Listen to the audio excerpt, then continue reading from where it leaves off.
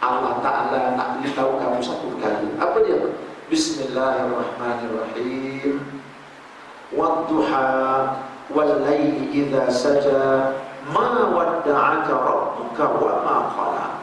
Ya Muhammad, demi waktu duha dan demi waktu malam apabila dia telah menjadi sunyi, ma wadda'aka rabbuka wa ma qala, Tuhan engkau tak pernah tinggalkan engkau dan dia tidak pernah murka kepada engkau, ya Muhammad sallallahu alaihi wasallam.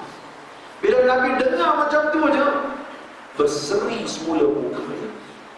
Daripada kisah ini dan ayat ini, apa kita dapat faham? Bahawa sebagai seorang Nabi, dia juga boleh ditimpa penyakit sedih, dia juga boleh ditimpa penyakit duka.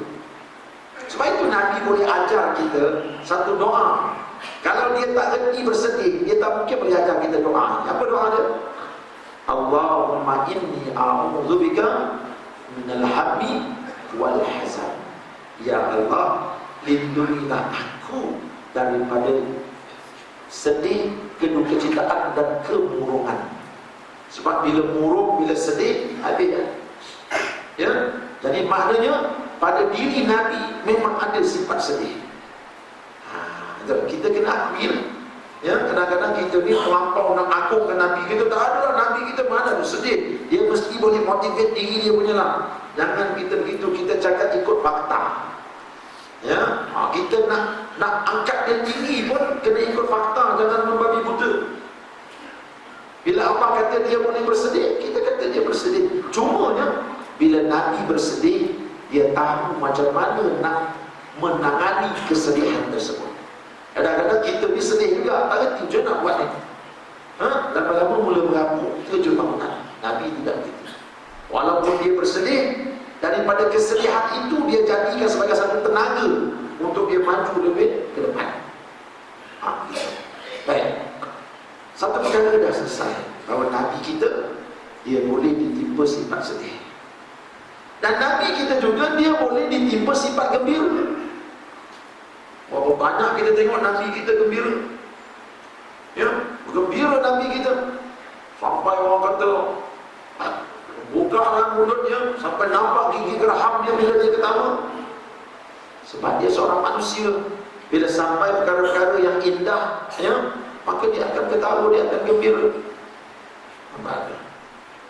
Jadi pada malam ini kita nak sentuh tentang sejarah di mana Nabi kita gembira, di mana dia berduka.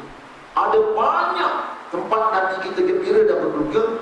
Cuma saya nak ambil yang terpenting daripada yang penting. Ya, nak ambil yang penting daripada yang terpenting daripada yang penting. Baik. Tuan-tuan yang dihormati sekalian, Nabi kita ni sallallahu alaihi wasallam, dalam fikiran dia tak ada fikir lain melainkan nak menyelamatkan manusia daripada api neraka Allah. Dia nak selamatkan manusia daripada kegelapan dunia kepada keterangan hari akhirat. Nampak? Sebab apa saya kata begitu? Itulah kerja Nabi. Apa kata Allah? وَلَقَدْ بَعَثْنَا فِي كُلِّ أُمَّةٍ رَسُولًا أَنِ اعْبُدُوا اللَّهَ وَاجْتَنِبُوا الطَّاغُوتَ. Sesungguhnya kami telah utuskan bagi tiap-tiap umat itu seorang rasul. Apa kerja dia? Apa matlamat objektif kerja dia? Ani'budullah, ajak orang semua sembah Allah. Yang pertama. Yang kedua, wajtanibut taghut, dan ajak manusia supaya jauhkan diri daripada taghut, daripada orang-orang yang melawan Allah. Ini dua tugas utama dia. Sebab itu saya kata dalam fikiran Nabi, yang dia fikirkan macam mana nak ajak semua orang sembah Allah, dan bagaimana nak ajak orang supaya tinggalkan taghut, tinggalkan buat-buat yang dia jahat, tinggalkan buat-buat yang tak nak tunduk kepada Allah. Itulah kerja dia.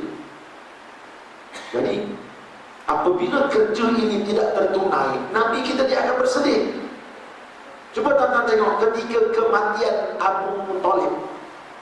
Abu Talib bapa saudara dia, yang didik dia daripada kecil, yang jaga dia daripada kecil sampai dia besar. Bila dia dah jadi rasul, Abu Talib banyak tolong dia.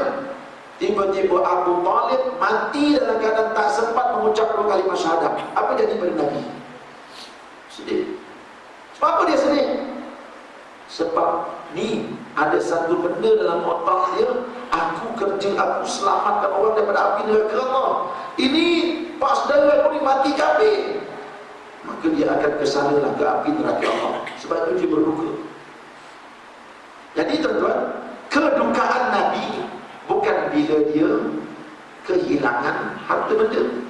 Kedukaan Nabi apabila dia melihat dakwah dia tidak berjaya, ataupun dia melihat ada sesuatu yang boleh melengahkan kejayaan dakwah dia, maka dia pun bersedih.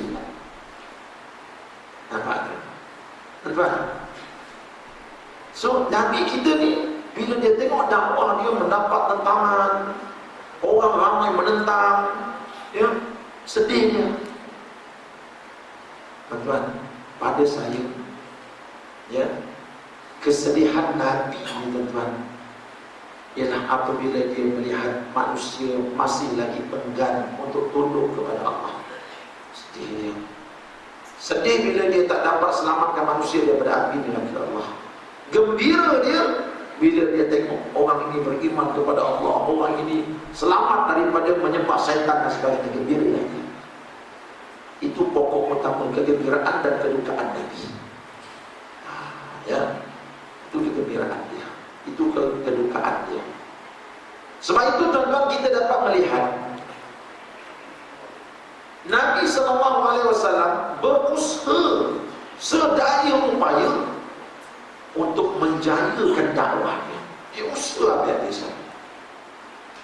Ya, sebab kedukaan itu Nabi jadikan sebagai alat untuk melonjakkan lagi dia untuk maju ke depan, bukan untuk menjadikan dia sebagai orang yang makin kecewa, akhir sekali tinggalkan profesi dakwah ini. Tidak sama sekali. Semasa Nabi duduk di Mekah 13 tahun, berapa orang dia masuk Islam? Ya, dalam sebuah kitab yang ditulis oleh seorang guru kami, Muhammad Khalhaji, seorang pensyarah di Madinah University, dia kata 13 tahun Nabi duduk berdakwah di kota Mekah, jumlah yang masuk tak sampai 100 orang. Itu pun yang ramai masuk jenis orang-orang yang bawah-bawahan, hamba-hamba abdi, toke-toke besar, orang-orang curi-curi pangkat besar-besar, tak ramai masuk. 13 tahun tak sampai 100 orang.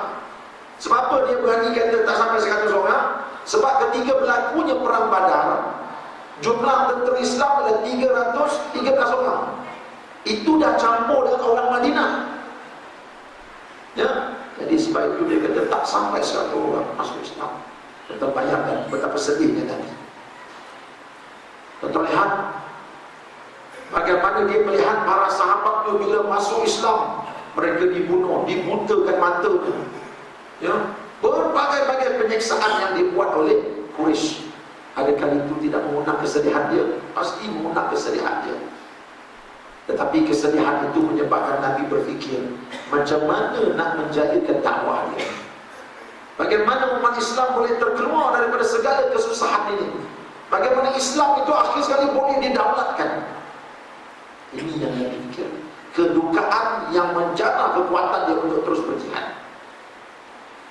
Kita dapat tengok, ya, Nabi SAW di kota Mekah, setiap kali musim haji, dia akan pergi daripada kemah ke kemah, bertanyakan kabilah-kabilah Arab yang datang daripada luar Mekah, aku ini Muhammad Rasulullah, kau nak terima tak aku sebagai Rasul, dan bawa balik aku ke negeri kau, beri perlindungan kepada aku? Nak tak? Nabi nak ajak begitu. Tak ada kabilah Arab yang nak terima dia. Sebab apa? Sebab bila mereka masuk saja ke negeri Mekah, Abu Jahal, Abu Lahab, dia dah gantung papan iklan dah. Ibarat kita hari ini gantung billboard, siap muka Nabi SAW, ini orang gila dengan dengar cakapnya. Jadi, tapi Nabi usaha juga pergi jumpa, nak tak terima aku sebagai Rasul, bawa balik aku ke negeri kamu, nak tak? Tak ada orang nak. Mengapa Nabi berfikir begitu? Sebab Nabi lihat 13 tahun Nabi duduk di kota Mekah.